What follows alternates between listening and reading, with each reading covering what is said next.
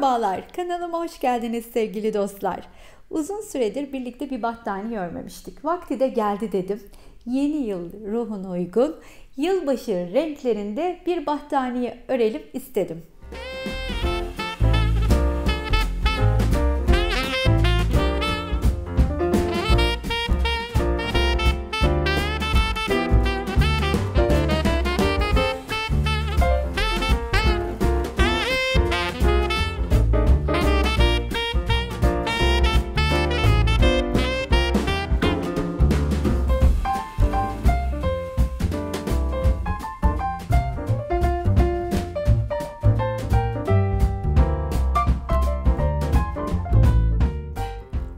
Bu battaniyede dediğim gibi yeni yıl ruhuna uygun renkler olacak. Ya da simli, böyle tüylü, yumuş yumuş ipleri bir araya getirdim. Özellikle elimde kalan, kuşağı açılmış olan ipleri toparladım. Size aşağı yukarı hangi ipleri kullanıyorum bahsedeceğim. Motiflerde yine 4 mevsim koton ipler kullandım ki siz yünlü ipler de tercih edebilirsiniz. Elinizde artan ipleri değerlendirebilirsiniz. 5 sıra Hanım Dilendi motifiyle 4 sıra Gorgeous motifleri elimde vardı. Onları beraber kullanıp meç etmeye karar verdim. Önemli olan birleştirme yerlerinin sayıları tutmasıydı.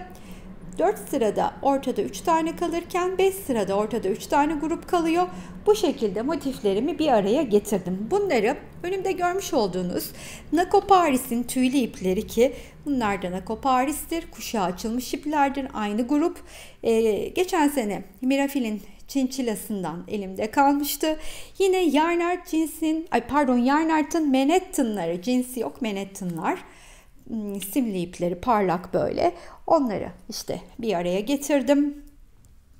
Yine Yarnart cinsin şöyle yeşilini çok seviyorum. 92. İşte kırmızılar ya da Yarnart'ın Camellia serisinin şöyle simli ipleri var. O ipleri de elimde vardı, değerlendirmek istedim.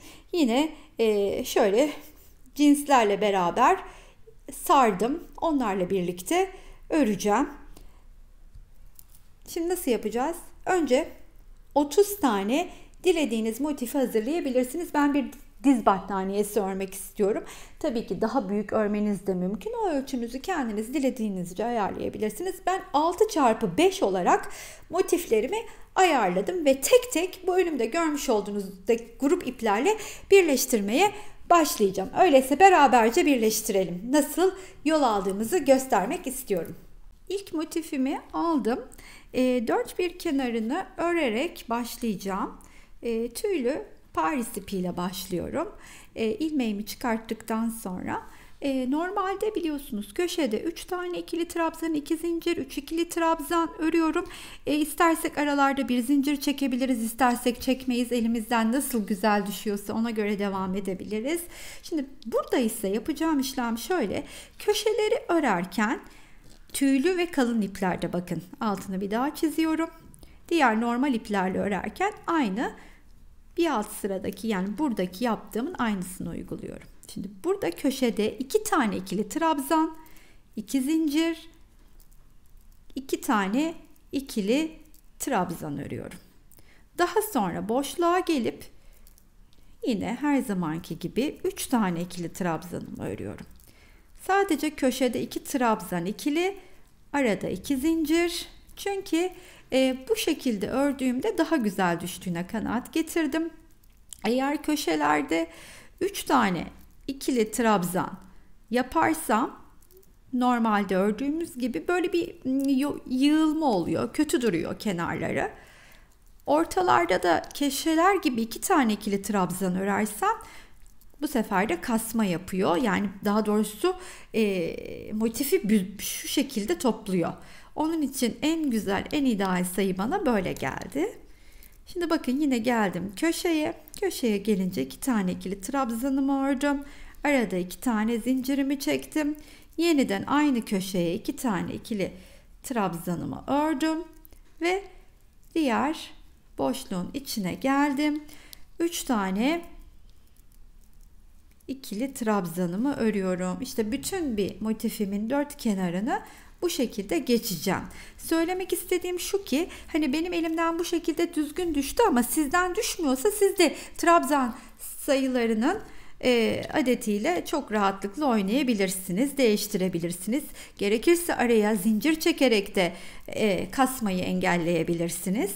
Daha sıkı ören arkadaşlarım belki toplama yapabilir kenarda 2 tane ördüğü için.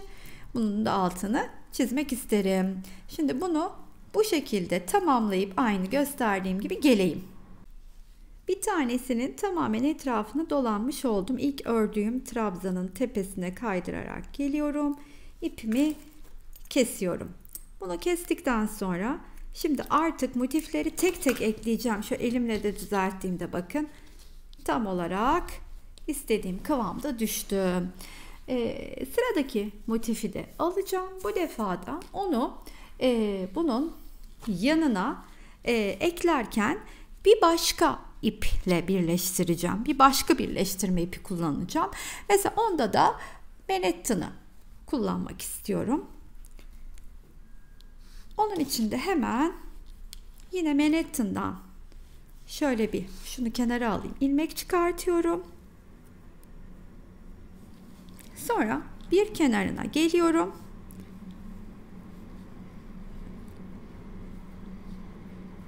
Bu iple bakın elinizden nasıl düşüyor. Mesela deneyin. Şimdi ben ne yapacağım?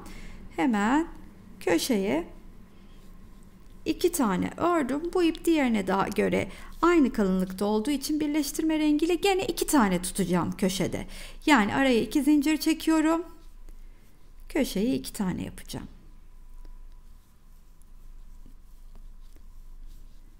Bunun bir kenarını bitirmeden evvel karşı ile birleştireceğim. İstediğiniz kenarda birleştirme yapabilirsiniz. Ben biraz üstünde öreyim. Şimdi şöyle ortaya geleyim yine. 3 tane ikili trabzan.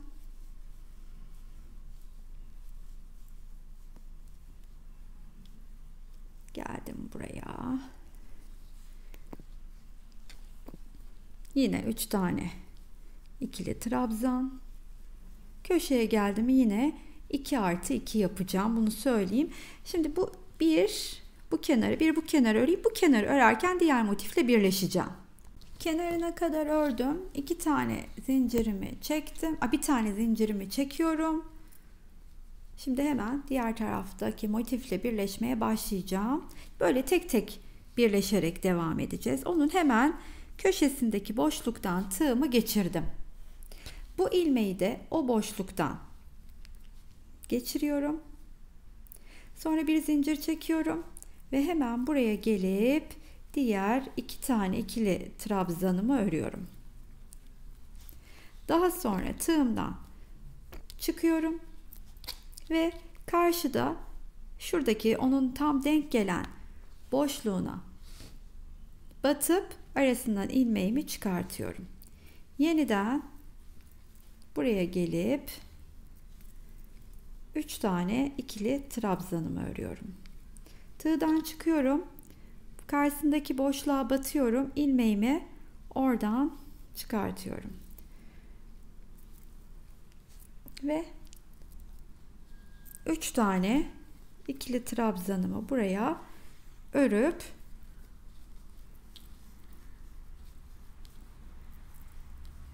tığdan çıkıp yine karşısındaki boşluktan batıp ilmeğimi çıkardıktan sonra 3 tane daha buraya örüyorum. Tığımdan çıktım. Arasından geçirdim. Ve yine 3 tane de sıra. Şimdi köşede nasıl yapacağımızı da size göstereceğim.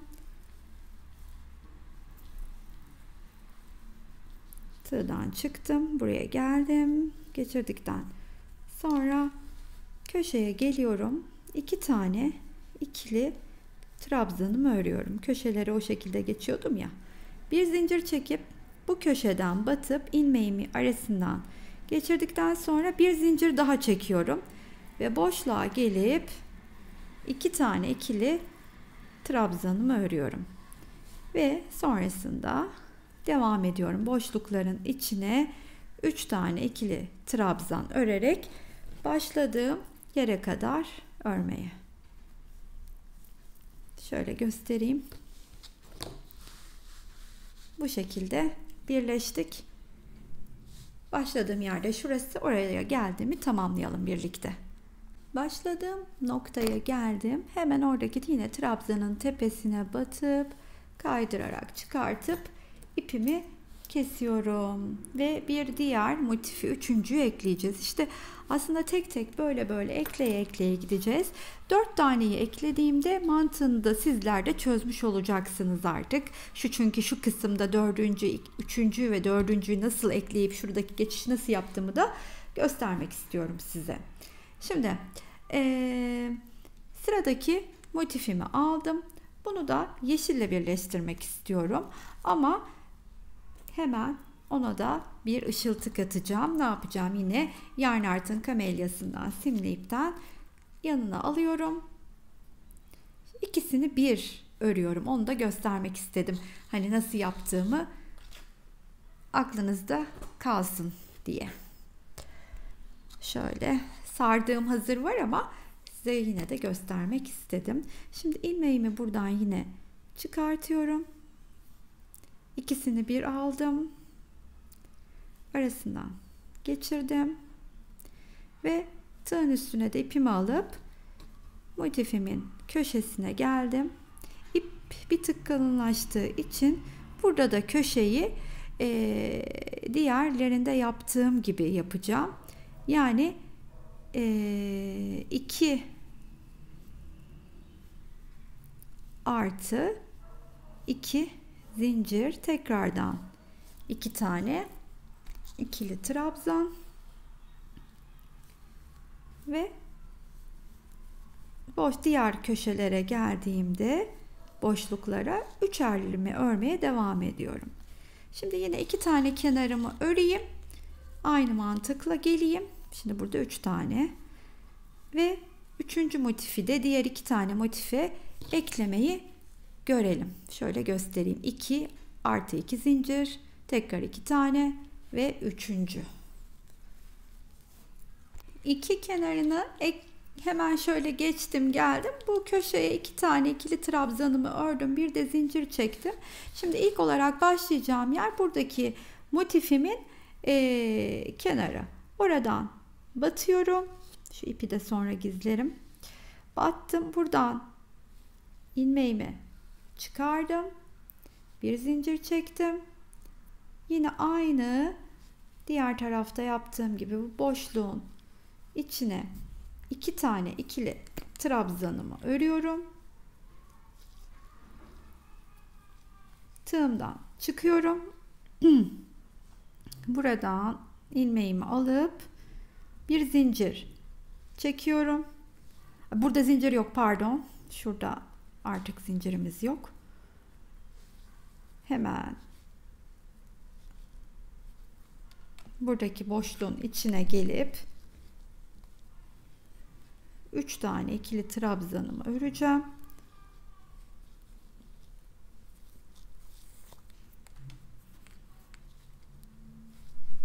Tığdan çıkacağım. Karşısındaki boşluğun içinden geçireceğim. Tekrardan buraya geldim. 3 tanemi örüyorum. İpi kaçırmamam lazım. Çift kat ördüğüm için dikkat ederek devam ediyorum.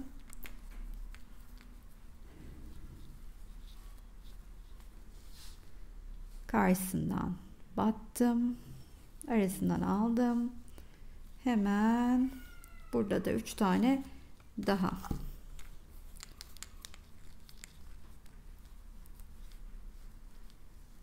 1, 2 ve 3. Tığdan çıktım. Karşısından aldım ve diğer 3 tane ikili trabzanımı örüyorum.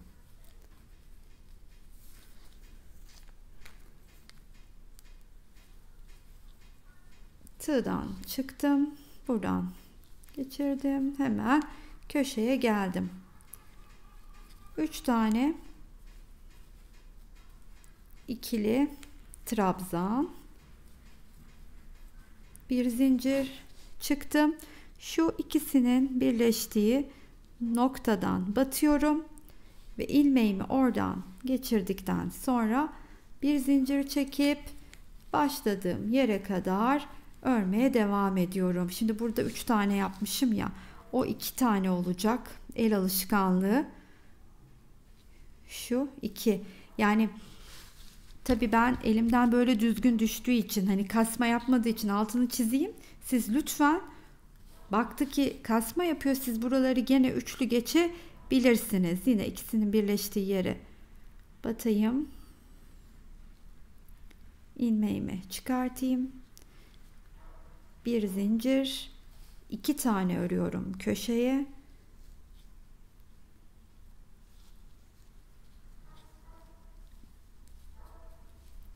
Tekrardan üçlü gruplarımı örmeye başladım. Ta ki ilk ördüğüm yere kadar motifimde. Tamamlayıp ben geleyim. Burada bir değişiklik yok. Buraya kadar aynen örüp geleceğim. Son üçlü grubumu da ördüm. Burada ilk ördüğümün tepesine batarak, kaydırarak geldim. İpi de güzelce kilitledikten sonra kesiyorum. İkisini birden kestim tabii ki. Şimdi sırada diğer motifim var. Diğer motifimi de yine bir başka parlak Manhattan ipimle ekleyeceğim. Aynı şekilde onun da sadece bir kenarını örerek geleyim. Daha sonra iki kenarını bitirip dördüncüyü de örerken 4 motifi nasıl eklediğimi size göstermiş olacağım. Şimdi buraya yine geldim. Yine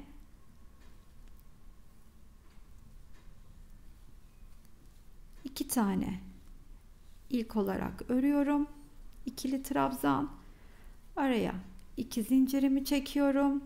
Yeniden boşluğun içine 2 tane ikili trabzanımı örüyorum ve diğer boşlukların içine 3 tane ikili trabzan örüp tek kenarımı tamamlayıp geliyorum bu kenarı. Bir kenarını ördüm.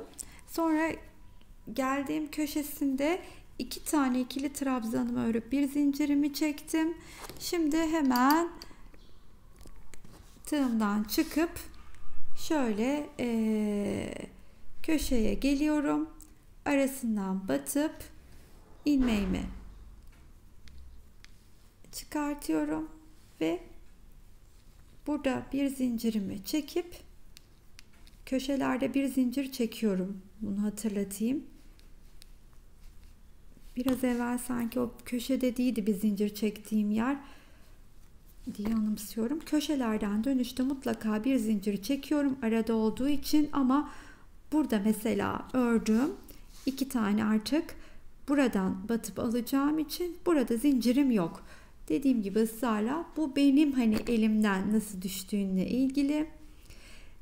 Bu aralarda zincir çektiğinizde daha güzel durduğunu düşünüyorsanız, yani mesela buraya ben şimdi buradan çıkıp buraya batıyorum ya, burada da bir zincir çekip gelebilirsiniz isterseniz.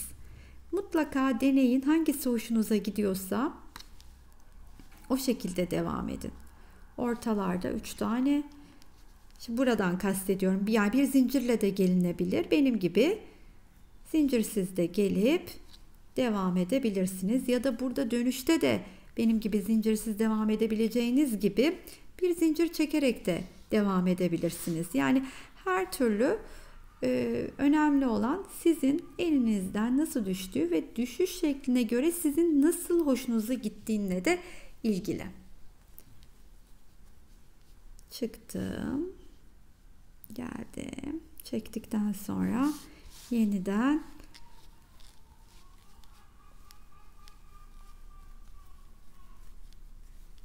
üç tanemi örüyorum. Yine çıktım. Artık köşeden önceki son boşluktayım. Bu arada benim bu motiflerim, hani bir kısmı Gorgeous motifi, bir kısmı Hanım Dilen'deydi ya, siz farklı motifler de örebilirsiniz. Afrika menekşeleri, söğüt yaprağı, mozaik, nasıl isterseniz. O motif yapımlarında kanalımda bulmanız mümkün. Bu motiflerin yapımı da kanalımda var. Şimdi köşeye geldiğimde 2 trabzanımı örüp bir zincirimi çektim. Bu defa üçünün kesiştiği ortak yeri bulup batıyorum ve arasından ilmeğimi geçiriyorum. Bir zincir çekip tekrar buraya geliyorum. Yine 2 tane ikili trabzanımı örüyorum. Tığdan çıkıp hemen karşısındaki şu boşluktan ilmeğimi geçiriyorum. Şimdi bu iki kenarım birleşti. Sırada bu iki kenar var. Sonuna kadar da burada aynı size gösterdiğim yöntemle devam ediyorum. 3 tane ikili trabzan çıktım. Arasından geçirdim. Sonuna kadar geleyim. Yeniden köşeye kadar geldiğimde 2 tane ikili trabzanımı ördüm. Bir zincir çekiyorum. Şu köşeden batıp ilmeğimi geçirip bir zincir daha çekip yine köşenin diğer 2 tane ikili trabzanla grubunu örüyorum. Sonrasında boşlukların içine 3 tane ikili trabzanımı örerek ilk ördüğüm bu köşeye kadar devam ediyorum. Ve böylelikle 4 tane motifimizin bir araya nasıl geldiğini göstermeye çalıştım. Siz de dilediğiniz kadar motifi birbirine ekleyerek istediğiniz büyüklükte örebilirsiniz battaniyenizi. Ben dediğim gibi 30 tane motifle 6x5 olarak hazırlayıp geleceğim. Daha sonra da etrafını örelim.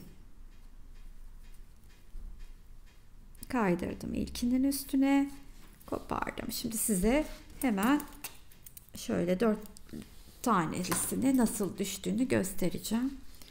Bakın şöyle yumuş yumuş, parlak parlak, tam bir kış battaniyesi tadında.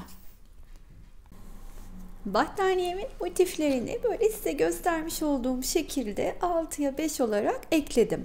Dediğim gibi ben minik bir parça örüyorum. Çok büyük öremiyorum. Hem elimde hazır olan motiflere göre hem de şöyle hani TV izlerken falan üste çekmelik minik bir şey, ama şimdi etrafını örerken bunu bayağı bir genişleteceğim. Şimdi bu haliyle size de bir ölçü vermek istedim. Hani siz de kendinizinkini birleştirirken ona göre değerlendirirsiniz diye. Hemen şöyle battaniyenin ördüğüm kadarının ölçüsünü size verecek olursam, şu anda şu kısmı 77 santim genişlik kısmı.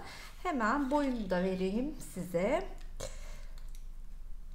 Boyu da 63 santim.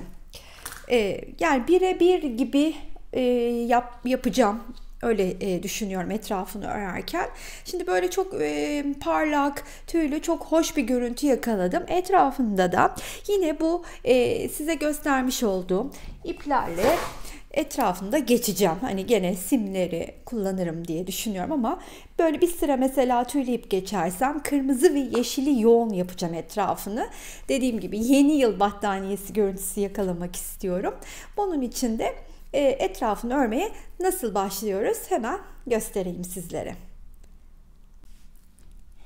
İlk sırayı kırmızıyla geçeyim istedim. İstersen hani aynı renkle 2-3 sıra geçeceğim. İstersen tüylü renge geçeceğim. Araya belki simlik atarım. Ya bunu belirtmek istiyorum. Aynı birleştirmede yaptığım gibi parlak, tüylü, normal iplerle etrafını da dolanacağım.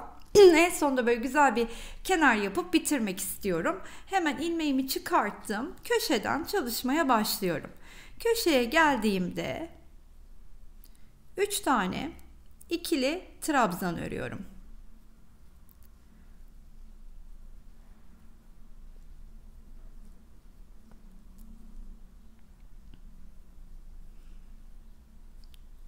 Dilerseniz arada bir zincir çekebilirsiniz.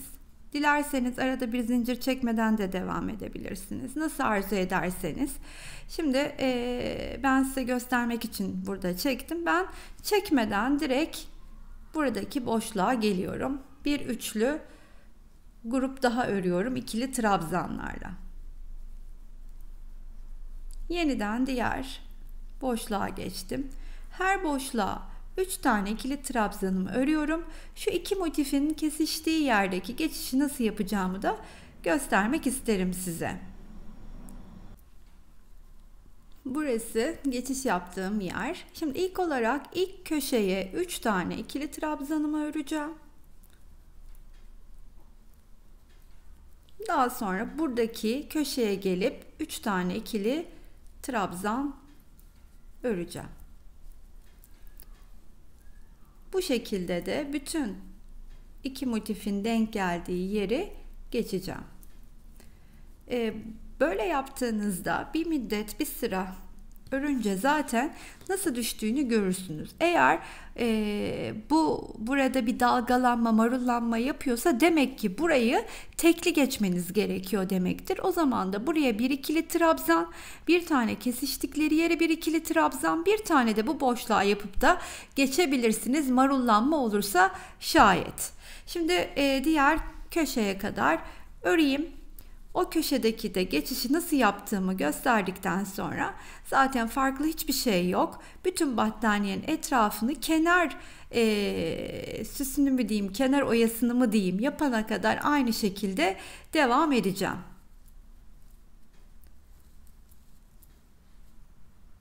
Köşeye kadar aynı şekilde örüp geldim. Köşede de 3 tane ikili trabzanımı ördükten sonra arada 2 tane zincirimi çektim. Yine aynı boşluğun içine 3 tane ikili trabzanımı örüp bütün çevresini aynı şekilde devam edeceğim. Dilediğiniz uzunlukta bu etrafını örerek büyütebilirsiniz. Ben geldiğimde size kaç sıra ördüğümü, kaç santim olduğunu ve kenar süsünü de nasıl yapacağımızı göstereceğim. Motifleri birleştirdikten sonra etrafının örümüne birlikte başlamıştık. Ben 12 sıra olarak devam ettim. Şöyle göstereyim size kenarlarını. Biliyorsunuz beraberce kırmızıyla başlamıştık. Daha sonra sırasıyla işte hem Paris iplerimi kullandım hem yine koton iplerimi, onları karıştırarak 12 sıra daha örüp battaniyenin bütünüyle bir uyum yakalamaya çalıştım. Bu 12 sırayı ördüğüm takdirde battaniyemin ebatları 105'e 90 olarak güncellenmiş oldu. Bu da benim için böyle TV karşısında böyle dizlerimin üstüne çekeceğim, işte kitap okurken, bir şey izlerken, örgü örerken kullanabileceğim ideal ölçülere gelmiş oldu. Yani siz de şöyle gördüğünüzde eminim böyle kışın tadını yakalıyorsunuzdur battaniyemde diye düşünüyorum. Çünkü hani yakından gösteremiyorum ama bilmiyorum oraya da geçebiliyor mu efektleri, görüntüsü. Böyle yumuş yumuş, parlak, gerçekten çok keyifli bir battaniye oldu.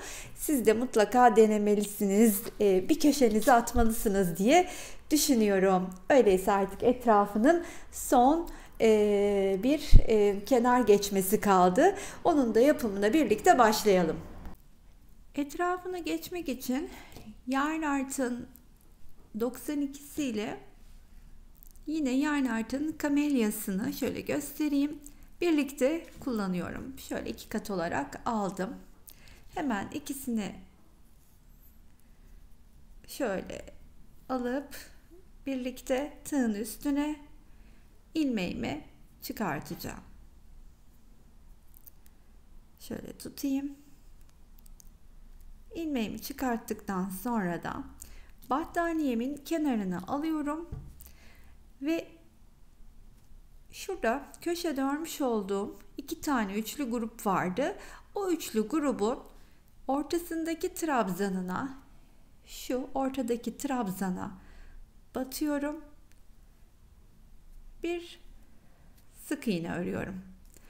Daha sonra üstüne 2 zincirimi çekip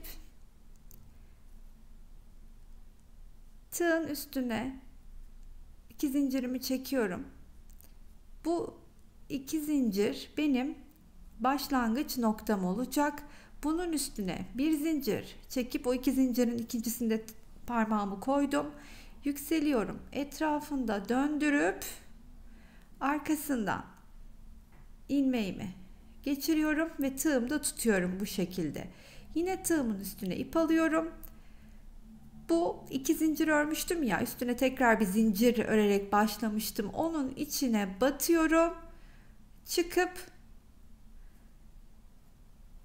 bir ikili trabzan örer gibi tığımda toplamaya başlıyorum.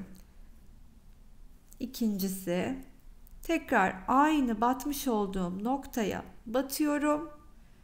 Çıktım. Tekrardan tığımda topladım, bir kere çıkıp yine aynı noktaya batacağım.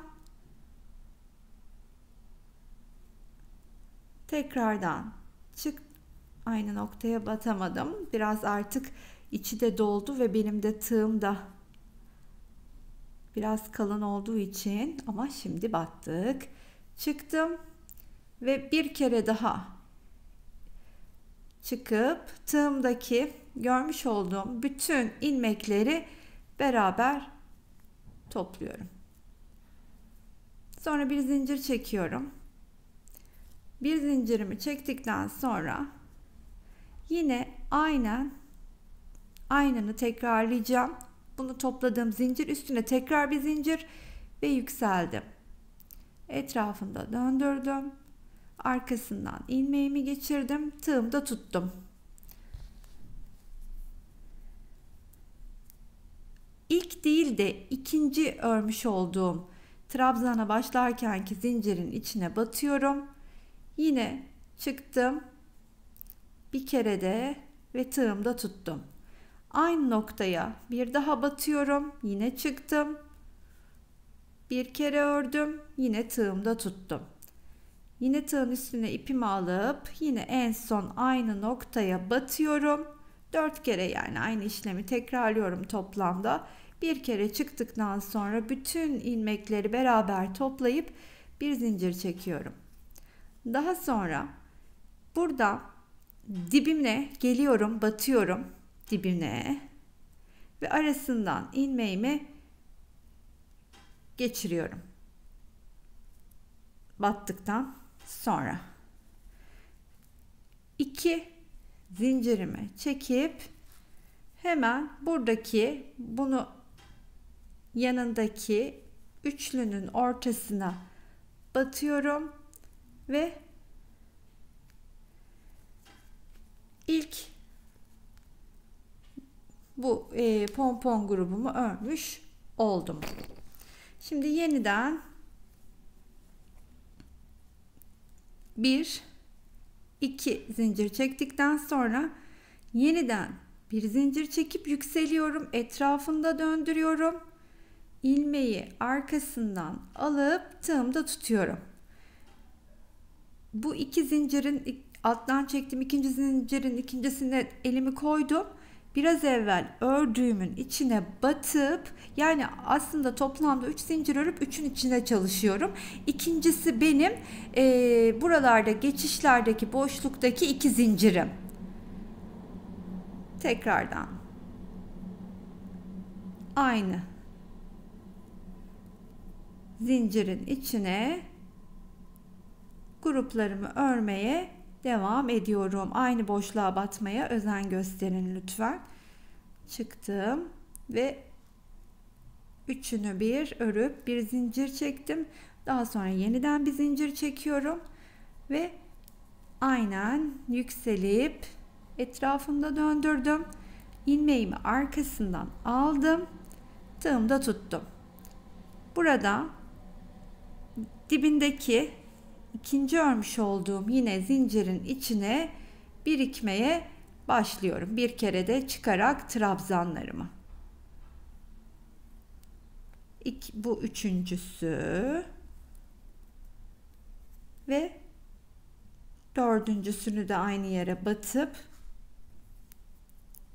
çıktıktan sonra hepsini bir örüyorum. Bir zincir çekip dibindeki boşluğa batıp arasından kaydırarak geliyorum. Yeniden 2 zincirimi çekip sıradaki trabzanın üçlü grubun tepesine batıyorum. İşte bu şekilde pomponlarımı hazırlıyorum. Bir kere daha birlikte yapalım. 1 2 zinciri çektik. Tekrar bir zincir çekip yükseldik. Etrafımızda döndürdük. Arkasından ilmeği çıkartıp tığın üstüne de ipi aldıktan sonra bu alttan üçüncünün tepesine batıp içinde toplamaya başlıyorum. 4 tane ikili trabzanımı bir kere çıkarak battım. 1 çıktım. Üçüncüyü de yaptım. Sıra dördüncüde.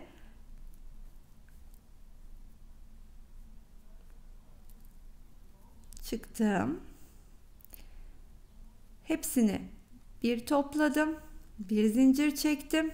Yeniden bir zincir çektim. Yükseldim. Döndüm. Arkadan ipimi aldım. Ve tığımda tuttum. Sırada hemen dibine batıyorum. 1 çıktım. Yeniden 2, ilk yaptığımla birlikte tabii ki 3 bacak oldu ve dördüncüyü, sonuncuyu da dibine batıp hepsini bir topladıktan sonra bir zincir çekiyorum. Buraya gelip dibine batıp arasından kaydırarak geçirdikten sonra 2 zincirimi çekiyorum. Yine üçlü grubun ortasındaki bacağa batıyorum. Sıklıklarını bu şekilde ayarladım ben. Daha seyrek yapmak isteyenler bir tane gruba atlayıp şuradaki 2 yerine 4 zincir çekebilirler. Daha da seyrekleştirebilirler dilerseniz. Ben böyle pomponu biraz bol olsun istedim. Bu şekilde bütün battaniyemin etrafını geçeceğim. Evet efendim, size gösterdiğim şekilde etrafını geçtim. Gördüğünüz gibi pomponlarımız tam böyle yılbaşı ağacı tadında, yeni yıl tadında sıcacık puf puf bir battaniyem olmuş oldu. Umarım beğenmişsinizdir. Şimdi ip miktarı vermem mümkün değil. Elimde sadece artan ipleri neredeyse değerlendirdim diyebilirim. Gördüğünüz gibi Parisleri kullandım. İşte Mirafil'in çinçilası vardı, onu kullandım. Battaniyem şöyle 800 gram falan ağırlığında oldu. Bayağı da ebatları da kenara da geçtikten sonra büyüdü. Tam böyle dizime alıp uyumalık oldu. Umarım bu güzelliğimi beğenmişsinizdir. Eğer beğendinizse ve genelde yaptığım videoları beğenip seviyorsanız arkadaşlarınıza da göndermeyi unutmayın, olur mu? Beğeni ve yorumlarınız benim için çok önemli. Bir kalbinizi bırakmayı unutmazsanız beni çok mutlu edersiniz. Buraya kadar izleyen herkese çok ama çok teşekkür ediyorum. Sıradaki videolarda görüşmek üzere. Hoşça kalın arkadaşlar.